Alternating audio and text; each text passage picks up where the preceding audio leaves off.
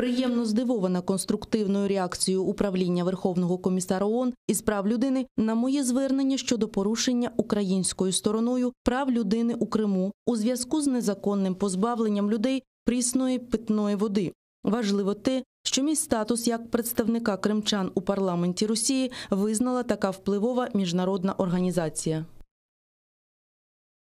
В Министерстве иностранных дел Украины уже опровергли заявление сепаратистки о будущем сотрудничестве с ООН по возобновлению подачи воды во временно оккупированный Крым. Реакция МИДа не заставила себя долго ждать.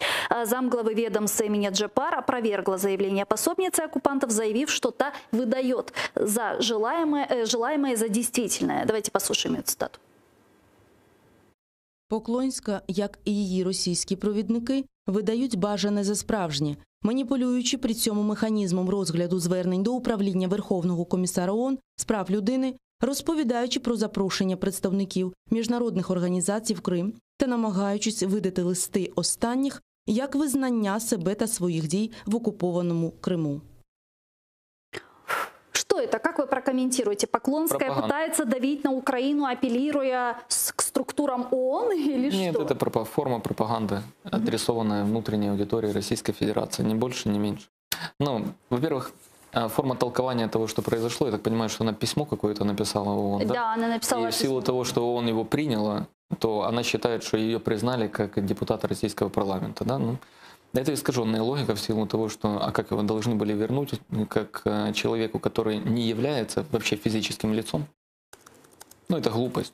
Поэтому это просто толкование реальности под свою необходимую ей внутреннюю повестку и более, скорее, необходимую пропагандистам российским повестку, которая касается того, что это первый шаг к признанию Крыма России. Ну, она написала действительно письмо, и в ООН ей ответили. А ответили ей следующее. Верховный комиссар получила письмо от Натальи Поклонской, заместителя председателя комитета по международным делам Госдумы России, в котором выражается обеспокоенность по поводу доступа к воде Автономной Республики Крым и городе Севастополь, временно оккупированных Российской Федерацией.